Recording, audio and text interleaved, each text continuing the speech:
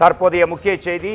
கள்ளக்குறிச்சி புதுப்பட்டில் கழிவுநீர் கால்வாய் அமைக்க கோரி மக்கள் போராட்டம் நடத்தி வரும் காட்சிகள் இவை.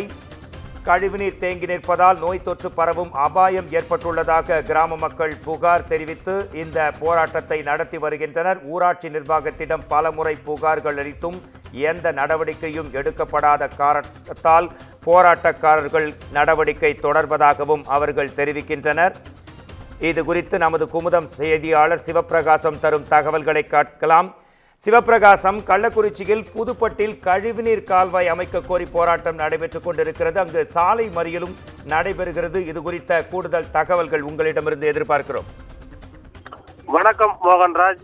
கள்ளக்குறிச்சி மாவட்டம் சங்கராபுரம் அருகே ராவத்தநல்லூர் கிராமம் உள்ளது.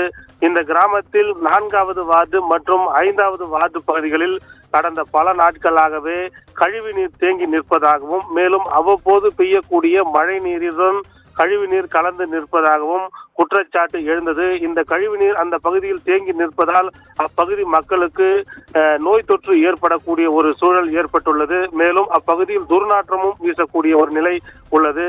இதனால் உடனடியாக அந்த கழிவு நீரை அகற்ற வேண்டும் என அப்பகுதி மக்கள் அந்த ஊராட்சி நிர்வாகத்திடம் பலமுறை கோரிக்கை தெரிவித்தும் அந்த ஊராட்சி நிர்வாகம் அது குறித்து எந்த நடவடிக்கையும் எடுக்காமல் அலட்சியமாக செயல்பட்டதாக கூறப்படுகிறது.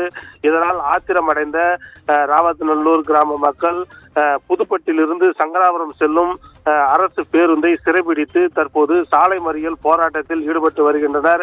இந்த சாலை மறியல் போராட்டம் காரணமாக அந்த பகுதியில் தற்போது 1 மணி நேரத்திற்கு மேலாக போக்குவரத்து பாதிப்பு ஏற்பட்டுள்ளது.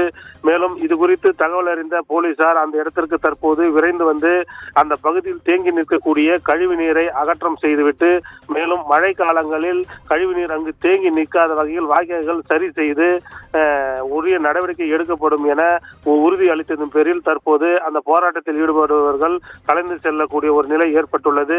ஊராட்சி நிர்வாகம் இதுபோன்று அலட்சியமாக செயல்பட்டதால் அந்த பகுதியில் ஆத்திரமடைந்த பொதுமக்கள் சாலை மறியல் போராட்டத்தில் ஈடுபட்டு வருவதால் தற்போது பரபரப்பான சூழ்நிலை ஏற்பட்டு உள்ளது. மோகன்ராஜ், உங்கள் தெளிவான தகவல்களுக்கு நன்றி சிவபிரகாசம். இது வரைக்குமே தலைவர் வரல, கவர்மெண்ட் அதிகாரி யாராவது வந்து எங்களுக்கு இதனுடைய ஒரு தீர்வு ஏதாவது அட்லீஸ்ட் ஒரு தீர்வு கிடைச்சதான் சார் நினைச்சுக்கோங்க. கிட்டத்தட்ட இதனால